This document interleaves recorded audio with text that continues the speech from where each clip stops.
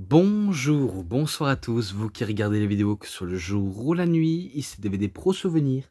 Et aujourd'hui, je vais encore m'attaquer sur un DVD TNA. Mais là, cette fois-ci, c'est le dernier. Car si jamais j'en ai encore, peut-être que j'en aurai un ou deux. Je n'en sais rien, mais si jamais je trouve, j'en ferai sûrement une review si je regarde. Mais après ça, un coup, j'ai fini de reviewer. Je vais me mettre à attaquer sur... 3 coffrets plus un de 2 DVD. Donc bien sûr, ça attendra également. Donc pour l'instant, je me concentre sur un DVD TNA. Donc je vous le montre directement tout de suite.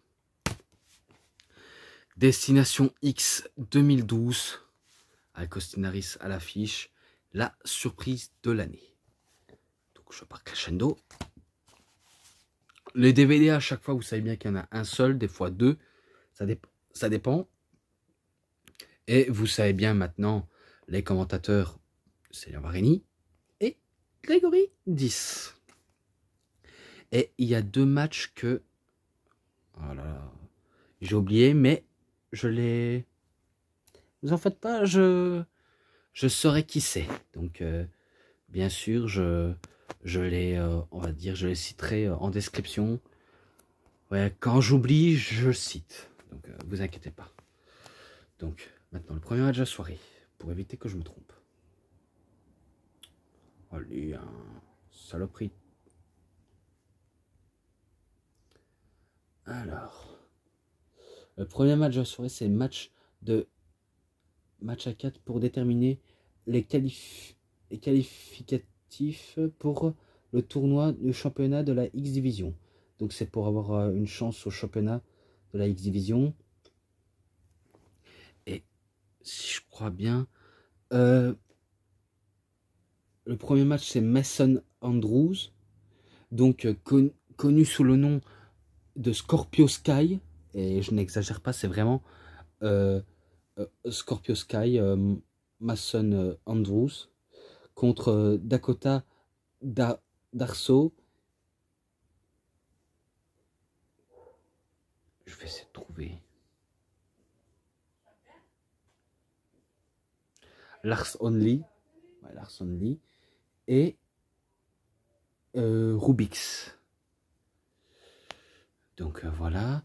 Je vais pas aller, on va dire, aux profondeurs, si ce n'est que il s'est vraiment passé de tout et que les 4 catcheurs ont voulu se démarquer. Donc oui, forcément, ils ont donné de leur personne.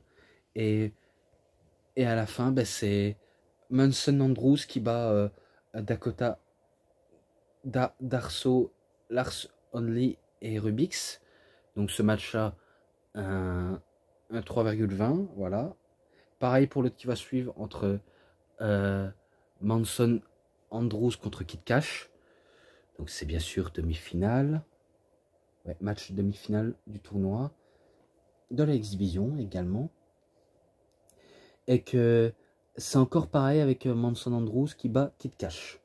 Donc voilà, pour moi ce n'est pas surprenant. Mais si vous n'avez pas ce DVD, la plupart des DVD TNA, je vous le recommande sérieusement. Mais vraiment sérieusement, car si vous adorez, ça fait, on va dire, partie de votre cam. Si vous n'aimez pas, ce n'est pas grave. Donc voilà, donc comme j'ai dit, 3,20. Et maintenant, encore match de demi-finale pour le championnat de la X-Division. Kenny King contre Douglas Williams. Donc ça, je vais essayer de trouver. Kenny King. Je sais. Ouais, il est là. Donc pareil, Douglas Williams pour être en finale. Et du coup, il remporte tout simplement. Alors ça, avec n'importe quel finish, il y en a, je sais, mais il y en a, je ne sais plus, donc malheureusement. Mais voilà, donc c'est bien Kenny King qui bat Douglas Williams. Ce match-là, un beau petit 3,5. Pareil pour l'autre qui va suivre. Voilà. Donc, cette fois-ci, Sanjay Dutt contre Rashad Cameron. Donc c'est pareil, Sanjay Dutt il bat Rashad Cameron. Manière, on va dire surprenant, mais ça a un petit peu duré longtemps. Mais c'est bien lui qui bat Cameron. Donc 3,5 également. Après, je sais bien qu'il y a une promo de Jesse Sorensen qui parle des nouvelles de sa blessure au cou et il dit que l'année prochaine il sera là et qu'il espère que Zema Ion deviendra champion, comme ça il l'affrontera pour se venger du brisage au cou, et c'est là où Zema Ion il fait son entrée, il fait le beau devant Jesse Sorensen et il affronte Flip Casanova. Donc c'est pareil, il bat Flip Casanova et du coup ce match là aussi un 3,5. Après Samoa Joe contre Kurt Angle cette fois-ci, match en route pour les Bound for Glory Series. Donc c'est pour les qualifications du Bound for Glory Series, car oui, ils ont ça. Et que Kurt Angle et Samoa Joe, c'est aussi un grand affrontement. On pourrait faire un best-of en DVD, carrément. Pareil, Kurt Angle, Jeff Hardy, on pourrait faire un best-of. Et Just Touch Kurt Angle également, on pourrait faire des best-of sur ça. Mais bon. Là où je pensais que Kurt Angle pourrait battre Samoa Joe, finalement, c'est Samoa Joe qui bat Kurt Angle. Et ce match-là, je mets à 3,40. Ah, ça, c'est quand je doute. Hein. Et là, un last man standing match entre AJ Styles et Christopher Daniels. Que du lourd. Vraiment que du lourd. Il n'y a pas à dire. C'est vraiment de la pure qualité, ce match-là. Et que même Frankie Kazarian n'a pas hésité à intervenir durant le match. Mais AJ Styles va gérer comme un pro. Et ça va se finir parce que j'espère que vous vous rappelez ce moment-là, quand AJ Styles porte en position du Styles Clash et que il se crache sur la table. AJ Styles sur Christopher Daniels sur la table également. Donc oui, il fait un Styles Clash sur la table. Et c'est AJ Styles qui remporte la confrontation en étant le dernier homme debout. Et Daniels a perdu.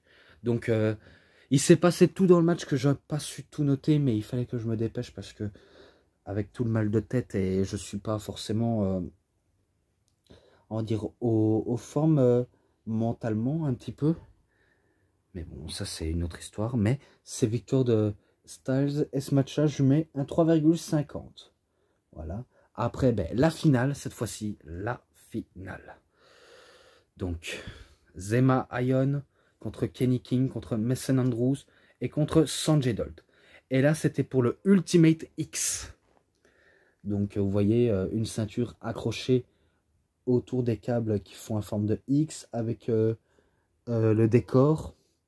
Donc, je ne sais pas si vous connaissez les stipulations de règles, mais il faut grimper et on va dire avancer jusqu'au câble et d'attraper la ceinture, et le premier qui l'attrape et qui le décroche a gagné. Et du coup, il y avait potentiellement des catcheurs potentiels comme Sanjay Dutt, possiblement, ou Mason Andrews. Kenny King, je ne pense pas moins de lui, mais il aurait pu forcément. Et après, Zema Ion, il avait, on va dire, il avait tout, on va dire, pour gagner le match. Hein. Honnêtement, je n'exagère pas. Donc c'est Zema Ion qui bat ses 3 adversaires. Et du coup, c'est lui le nouveau champion de la X-Division. Et ce match-là, il était plutôt épique. Donc je lui mets un 3,40. Et maintenant, le main event. Le main event, c'est sûr, c'est la grande surprise. Et c'est vraiment un dream match. Ouais, je montre les photos un petit peu. Et que c'est Austin Harris contre Bobby Roode, forcément. Qui s'attendrait à voir Austin Harris peut-être champion ou Bobby Roode, on va dire, jamais perdre. Après pas mal de mois. Ouais, en plus, ça fait pas mal de mois qu'il est champion. Et d'ailleurs, c'est le premier à avoir un plus long règne, Bobby Roode, en tant que champion. Ouais, forcément. Donc avec un long règne comme ça, c'est forcément, on va dire, lui qui aurait pu rester champion. Mais après, chaque bonne chose ont une fin. Et je me rappelle que Harris, ben, là, il va tout donner à fond. Hein. Un coup de chavelot en pleine tête de Bobby Roode. Bien sûr, le coup de chavelot, c'est une expression, vu comment il fait, on va dire, un genre de topé suicidaire, mais sauf qu'il appelle ça un coup de chavelot, la pendule. Donc c'est, on va dire, il fait la pendule en faisant une descente du coude. Et après, ben, lui, pour terminer un match, c'est avec un brainbuster ou un prise de soumission spéciale. Donc oui, il fait pas dans la dentelle, Austin Harris. Et d'ailleurs, il est marqué option C d'Harris. Ouais, c'était le match pour le titre mondial option C d'Harris. Donc il considère ça option C, mais ils ont tenté le coup, donc il n'y a pas à dire. Harris a vraiment donné tout ce qu'il a. Et il va réussir à battre Bobby Roode avec un Brainbusters. Et du coup, ben, c'est victoire de Austin Harris. Et il crée la surprise. Et il devient le nouveau champion de la TNA. Donc il devient le nouveau champion du monde poids lourd. Et il peut célébrer ça avec des confettis. Donc belle petite célébration. Et avec les catcheurs qui viennent le célébrer. Enfin, je crois qu'il était célébré par les catcheurs ou pas, mais c'est pas grave. Mais c'est une belle célébration. Et du coup, ben, ce match-là, je lui mets un 3,60. Oui, je suis habitué à des 3,60 vu comment s'il y a des main events qui sont bons. Et j'en ai fini là-dessus. En tout cas, les bonus, les matchs, les saignements ensemble. 4,20 également aussi. Donc voilà, c'était tout pour aujourd'hui. Donc j'espère que vous avez bien aimé cette review. Et si cette review vous a bien plu et si cette vidéo vous plaît, justement, vous savez ce qu'il vous reste à faire. Like la vidéo, commentez, partagez, abonnez-vous à ma chaîne, cliquez sur la petite cloche pour avoir plus de notifications des prochaines vidéos. Et moi je vous dis bonne journée, bonne soirée à tous. Au revoir tout le monde pour une prochaine vidéo. A plus les fans de catch.